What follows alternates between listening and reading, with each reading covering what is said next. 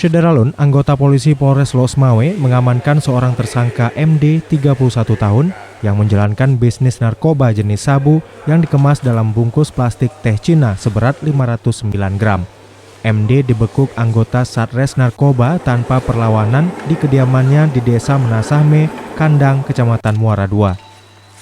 Hal itu diungkapkan Kapolres Losmawe AKBP Eko Hartanto SIK MH melalui Wakapolres Kompol Raja Gunawan dalam konferensi pers yang digelar di Gedung Serbaguna Wirasatya Mapolres Losmawe, Selasa 25 Mei.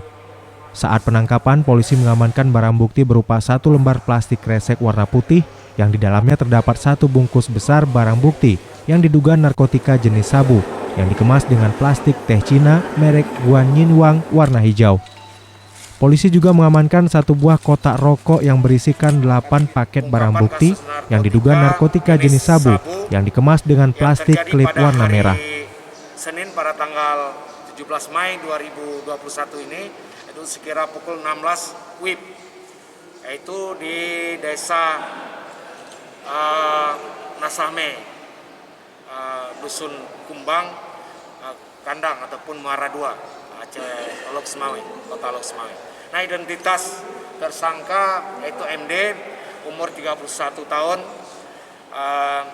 jenis kelamin laki-laki, kemudian bekerja nelayan garis miring perikanan. Kemudian alamat Desa Menasah, Desa Merandih, Desa Menasahme, Kecamatan Muara II, Kota Losmawe.